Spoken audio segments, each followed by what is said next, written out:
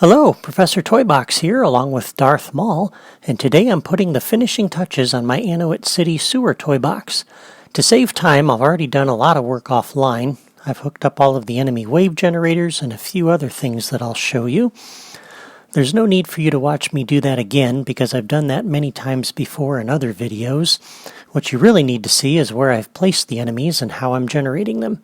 If you need to see step-by-step instructions for how to do that, you can watch episode 5 in this series. I did the same thing in that video for my Scarif toy box.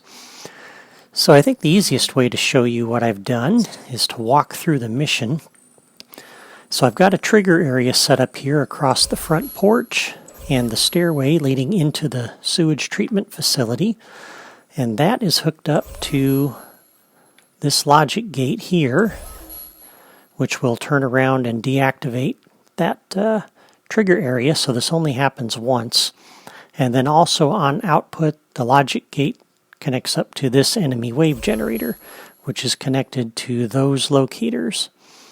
And there's one down there, there's one over there, and there's another one underneath over here. And the properties for this, it's basically going to generate 2 Imperial probe droids, and that's consistent with the original game as far as the enemies that were used. And it's going to put them at a random locator, generation delay is off, and I've got the generation effects disabled. And that's kind of standard fare for most of the enemy wave generators here. One thing I want to point out is that the locators you'll see that are connected up to that enemy wave generator are all placed a block high off of the ground. And the reason for that is that the Imperial probe droids float above the ground. And so if this locator were sitting on the ground like you would normally place them, you'll actually have the Imperial probe droids spawning in the ground. Half of it'll be sticking up out of the ground and half of it'll be buried below the ground.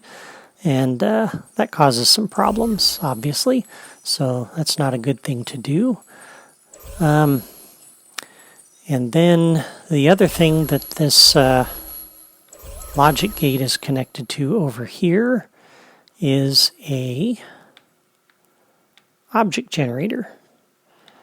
And this object generator is connected to the locator that's floating here in midair, and that will generate a health capsule.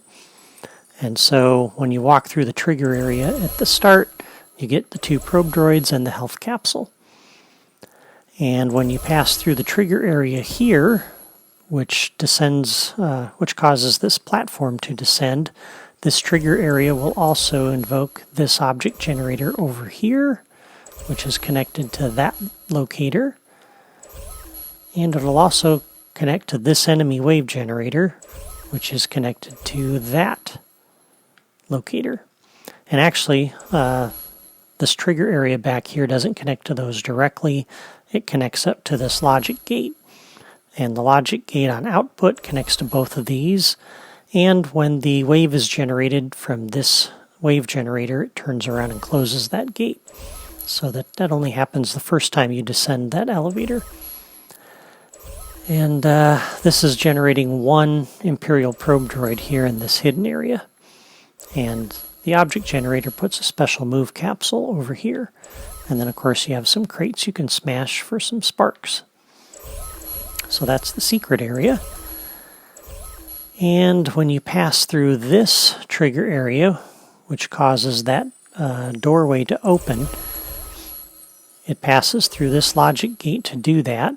And the logic gate, in addition to connecting to the path down there for the door, will also connect to this enemy wave generator, which is connected to 4 locators floating in midair around the starting island.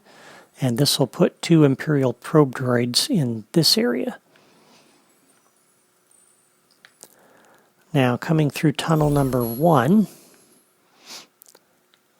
I've got the elevator platform hooked up over here, so when you step in, that block will rise up to the top.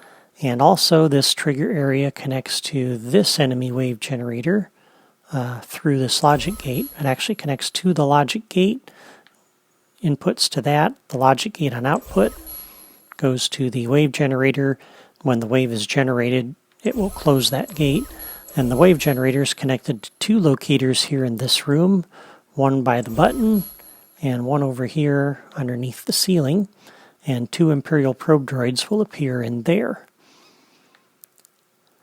And then when you come back down that elevator platform and come through this trigger area here, that will invoke two wave generators over here for this lower area. One of them connects up to the locators in midair and puts a few Imperial probe droids in here. The other one connects to the locators on the ground. And since I don't have any Dianogas, the swamp creatures from the Star Wars universe that I can put in here, I'm using the symbiote spawn from the Spider-Man playset. And this will put 3 of those scattered around there. And so the placement of these doesn't really matter. I'm just putting several of them in here. If you choose to run through this area without battling them, then after you climb this ladder and get up here into this area and run through this trigger area, this connects to both of those wave generators and defeats those waves. So that will remove those enemies so they're not wasting memory down there. This trigger area also connects to this wave generator, and that's connected to our same locators over here in the starting area as well as a few others, and puts 3 more probe droids over here. So it connects up to this additional locator here and an additional locator here, as well as the ones that are over here and in this hallway. And so when you come back through here the second time, there will be some fresh enemies there. For tunnel number 2, I've added the door that you need to open, and that's opened from that button over there. The button connects to a logic gate that I've stuck back over here out of the way, and that will cause the door to open. And when the path is reset and played, that will close that logic gate so that it only happens one time. For tunnel number 3, when we open up that door and come through, and you lower the water level and run through this trigger area, not only does that open that door now, but that trigger area also connects up to this logic gate. It'll input to there, which will output to this trigger area, or to this enemy wave generator, which again will turn around and close the gate. And this is connected to 2 locators in this room, which will put 2 Imperial probe droids in there. And for tunnel number 4, when you press the button out here to open the door for tunnel number 4, this is now also connecting up to an object generator over here, which is connected up to a locator down there. And that will spawn a special move capsule over here. I'd love to put a few more things along here, but I'm running really short on memory, and I think I've got just enough to put the ceiling on all these rooms. So a single special move capsule will have to do. And then when you run through any of these tunnels and you come out into the drainage pond, you're going to pass through this trigger area, which will invoke this enemy wave generator. And that's connected to a bunch of locators down here in the drainage pond, and that'll put in some probe droids and some symbiotes. And if you come in and push the button and bypass some of those enemies, when the block reaches this point on the path, that connects up to the wave generator and defeats the wave. So there's no enemies left lingering down there and using up resources. Now I've got another trigger area stuck in this tunnel here that's off of the central sewage tank. So when you pass through this trigger area, that's going to invoke a wave generator over there. And this wave generator is connected up to that platform in this room. And I don't have any enemies that throw grenades that I can put in here like the original game had. So instead I'm using this long-range Nikto Thug from the Twilight of the Republic playset. He's got a blaster and he can shoot at you from that platform as you're coming down that tunnel. So that's a good thing. And rather than put a platform in here that rises up like the original game had, you remember from a few videos ago where I showed you how to implement the elevator platforms, that block would actually end up sitting underneath the water and you wouldn't be able to see it. So instead I put some ledge grabs on here that you can use to get up to the top of this. And then you hippity hop across here, and when you pass through this trigger area, that invokes that enemy wave generator, which is connected to those two locators down there. And this will generate two more of these Nikto Thugs with rifles. And as you come around this corner, they'll start shooting at you. And finally, coming through this trigger area here, we'll connect to this wave generator, which is connected to two locators in this room and two locators up here. And this will generate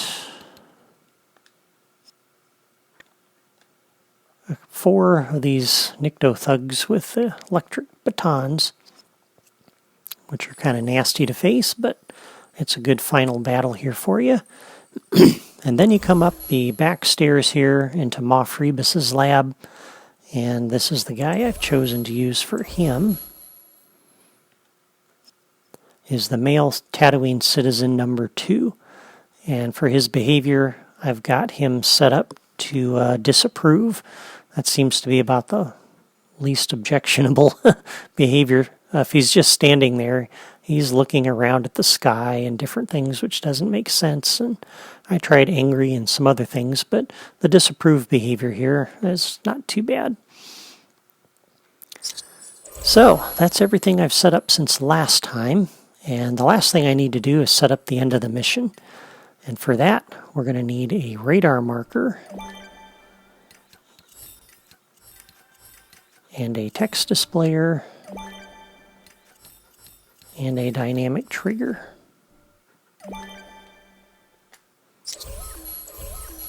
And I've decided not to connect a lot of radar markers in here. And part of the reason for that is because this particular mission is puzzle-oriented. And so if I try to put a lot of radar markers in to guide the player through it, it kind of defeats the point of the puzzle. The original game didn't have them. You're basically left to search and explore to find the route to Moff Rebus's hidden lab. So the only radar marker I'm going to put in here is for Moff Rebus himself. And so as we set the properties for this, I'm going to set the beacon type to be a yellow arrow, because this is on the main quest. Beacon location will be the connected actor, and I'm going to turn this on by default. And we'll go ahead and connect it up to our actor, which is going to be this little guy down here. If I can get him selected. These guys are so difficult.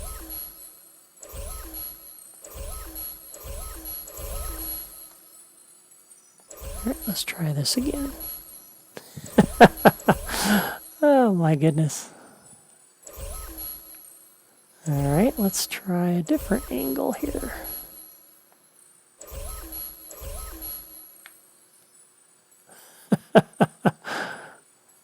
Well, there we go. My goodness. That was a chore. Okay, so there's our radar marker. And let's go ahead and get this out of the way.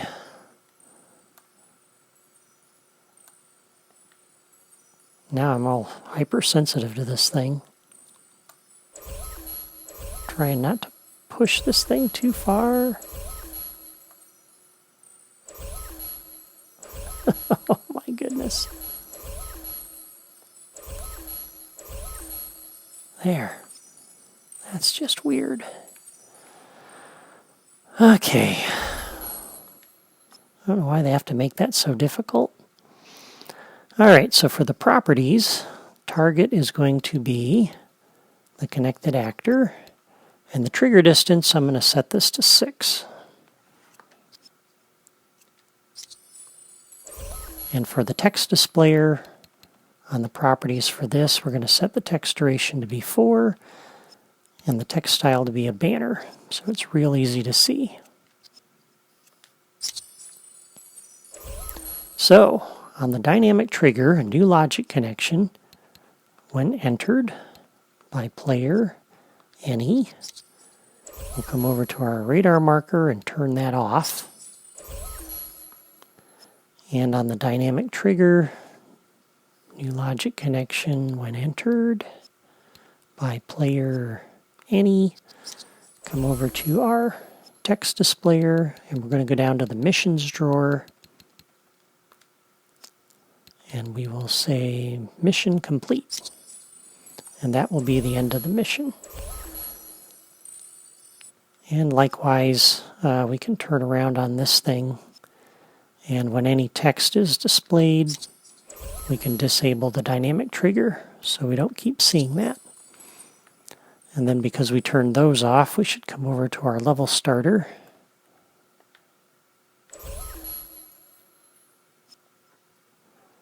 And do a new logic connection on catalyze.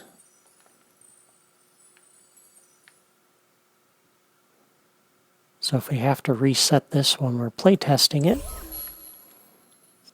we want to turn the radar marker back on. And the same thing with that dynamic trigger.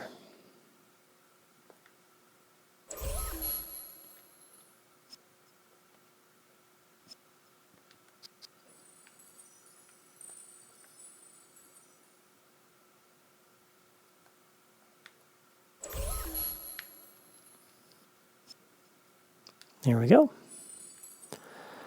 And that should be everything. So I believe we're just about ready to test this out. The last thing I need to do is put the ceiling on, and for that I'll have to move some of these creativitoys down below the train or get them out of the way. But I think that's pretty much everything. We've got the enemies ready to go, we've got some capsules ready to spawn when they're needed, and we've got the end of the mission hooked up. So I think we're done. Next time we'll go ahead and play through this mission in its entirety for the very first time, and that'll be a good thing. One more thing I want to do before I exit out is obviously I want to save my work, but in doing so, and the reason why I want to save this is because I've added a description here for the game, and so I want to make sure you see this. And if you want to duplicate this in your own toy box, you can kind of pause my video and read that and type it in. And so I'm going to do an overwrite there and do a save and an OK. And that's a little cut off at the bottom. The final sentence reads, activate these switches, search the sewers for Rebus, and bring him back for questioning. And that's the full text of the save game description. So there we are. We'll play through this mission, as I said, next time, and we'll see how it goes. In the meantime, don't forget to sign up on my blog or subscribe to my YouTube channel if you haven't already done so you don't miss the next episode. Thank you for watching, and I'll see you next time.